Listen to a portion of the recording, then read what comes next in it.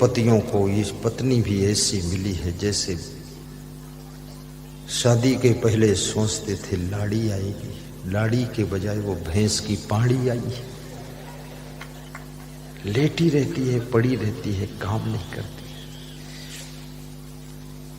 और सुनाती है ज्ञान की बातें कि मैं मायके में कुछ भी काम नहीं करती थी।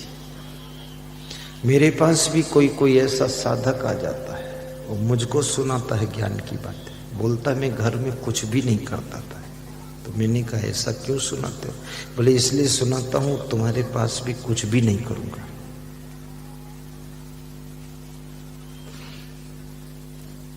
तो मैंने कहा कुछ भी नहीं करोगे, भोजन भी नहीं करोगे? बोले भोजन तो 3 टाइम करूंगा, कुछ भी नहीं करेंगे। तो ये अलसियों की जमात इकट्ठा करना है क्या? ये निकम्मे लोग ये साधु बन करके देश को बर्बाद करेंगे। साधु को तो संसारी से भी अधिक परिश्रमी होना चाहिए, क्योंकि साधु से सभी को आशा रहती है कि संत जी कुछ ज्ञान देंगे और कुछ आशीर्वाद देंगे। वो संत आलसी है, कुछ उसको खुद ही ज्ञान नहीं है, मेहनत करना नहीं चाहता है। परिश्रम विहीन साधु आश्रम को उजाड़ देता है। परिश्रम विहीन महिला अपने घर गृहस्थी को बर्बाद कर देती है। परिश्रम विहीन पुरुष अपने घर को कंगाल बना देता है। इसलिए smart work and hard work ये दोनों वर्क करना चाहिए।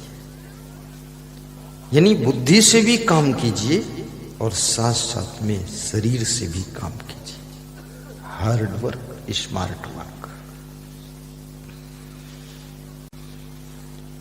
गलती एक बार हो जाए तो उसे गलती कहते हैं, और 2 बार हो जाए तो उसे भूल कहते हैं, बार बार गलती हो जाए तो उसे अपराध कहते हैं, और जिंदगी भर गलती होती रहे तो उसे पाप कहते हैं, और जो दूसरों को भी गलती में ढकेल दे उसे फिर महापाप कहते हैं। महापाप है।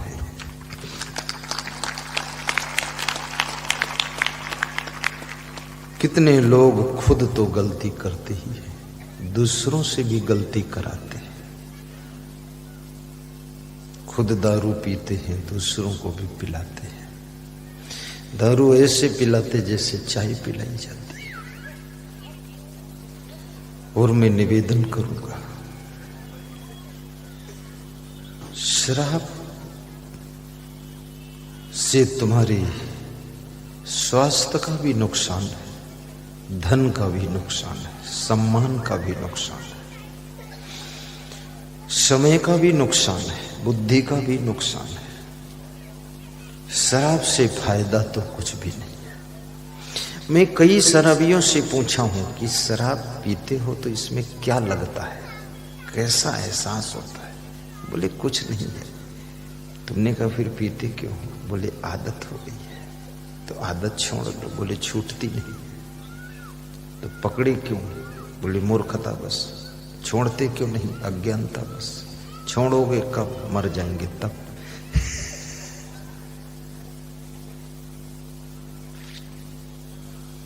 जिसके पास में किसी प्रकार की आदत नहीं है वह व्यक्ति दुखी भी नहीं होता है। इसलिए आदत को नियंत्रण कीजिए। चाय पीने की भी आदत मत बनाइए।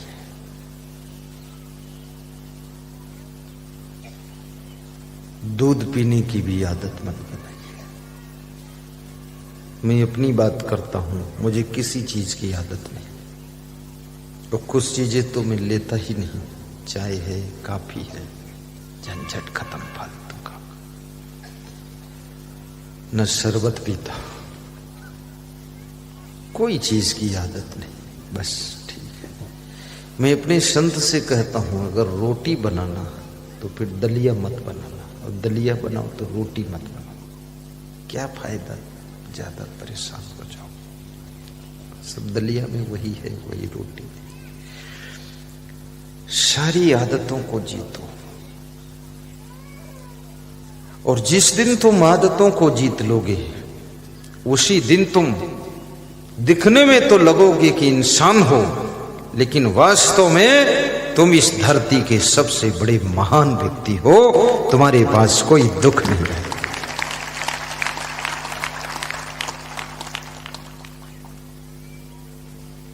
आदत जरा सुधार लो।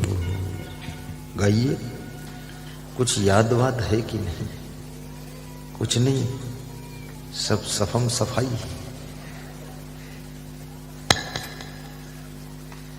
आदत जरा सुधार लो। ओहो,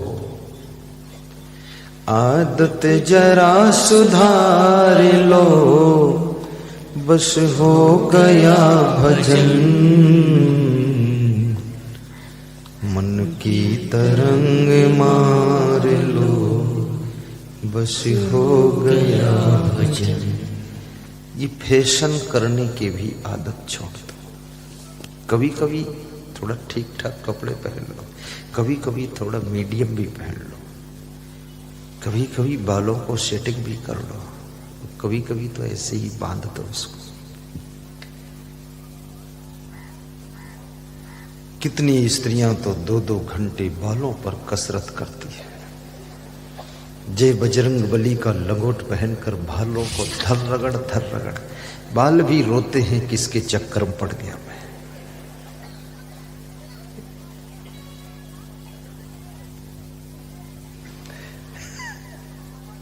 साहिब बंदगी साहिब, वाह वाह साहिब साहिब। आदत जरा सुधार। रोने की आदत भी छोड़िए। कितने लोगों की आदत होती है, किसी ने थोड़ा सा कुछ कह दिया, रोने के लिए बैठ गए। अब कहने वाला भी डर गया। अब इतना रोने लगे कि कहने वाला अपनी इज्जत बचाना चाहता कि ज्यादा रोएगा तो लोग हमें क्या कहेंगे, इतना क्यों इसको बोलते।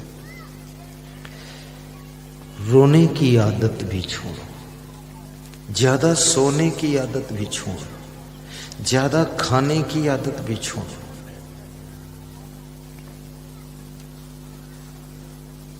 मनमानी करने की आदत भी छोड़िए। थोड़ा दूसरों से सलाह भी ले लो। मूडी डूडी मत बनो। मूडी डूडी बनोगे किसी से दिल में दिल मिलेगा ही नहीं। मनमानी करोगे तो सभी से तनाव ही रहेगा। काम वही करना है, थोड़ा सलाह करके कर लो।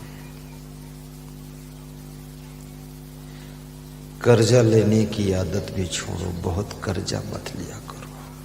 विशेष जरूरत है तो कर्ज ले लो, लेकिन कर्ज को अदा करने का फर्ज भी पूरा करो।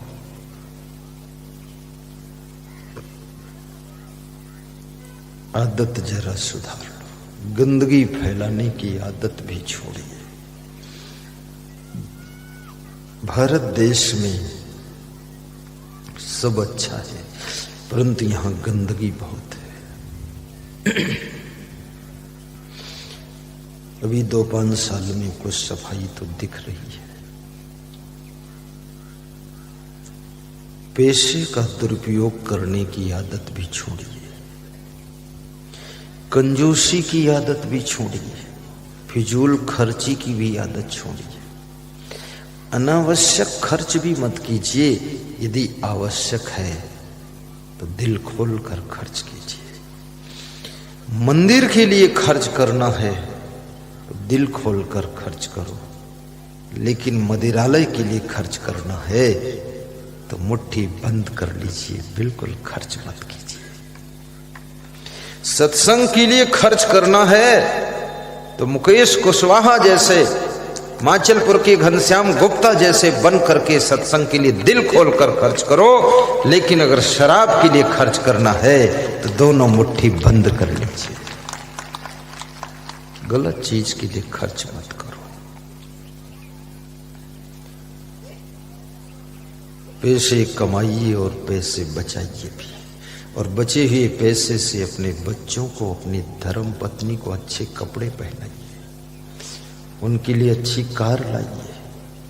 आजकल तो बड़ी सस्ती सस्ती कारें आ रही हैं, 50,000 की भी कार आती है।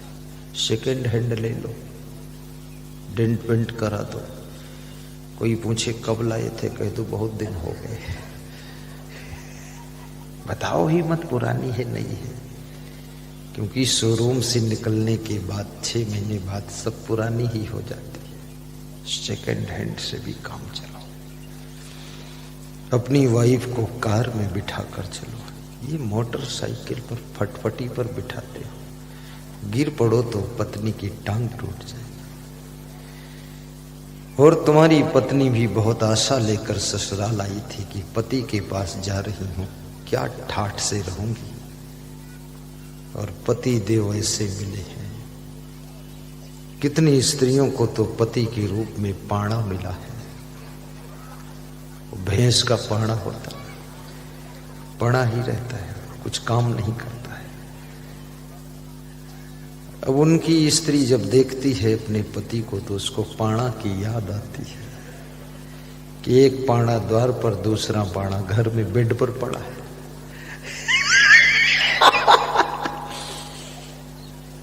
पाणा मत बनो। वाह वाह, समझो बात को। पड़े पड़े पड़े पड़े गरीबी आ जाती है। कर्म योगी बनो। धनवान व्यक्ति का सम्मान रिश्तेदारों में समाप्त हो जाता है। गुणवान व्यक्ति का आदर समाज में समाप्त हो जाता है। गुणहीन व्यक्ति का, यदि आदर पाना है तो गुणवान बनो, और रिश्तेदारों में छाप छोड़ना है तो थोड़ा धनवान भी बनो। तुम जब गरीब हो जाते हो तो रिश्तेदार तुम्हारे कार्यक्रम में शामिल नहीं होना चाहते। तुम निमंत्रण देने जाते हो फिर भी वो आते नहीं। जब तुम संपन्न होते हो तुम्हारे रिश्तेदार इंतजार करते हैं कि उनके बेटे का विवाह है, हमारा भी न्योता आएगा, निमंत्रण आएगा, आस लगा कर बैठते हैं। इसलिए परिश्रम करना चाहिए। आपकी वाइफ की भी आशा रहती है कि मेरा पति मुझको ऐसे रखेगा जैसे महारानी है, रानी, पटरानी, महारानी। आपकी वाइफ ये नहीं सोचती मेरा पति मेरी जिंदगी में हैरानी पैदा करेगा, महारानी जैसे रहना चाहिए।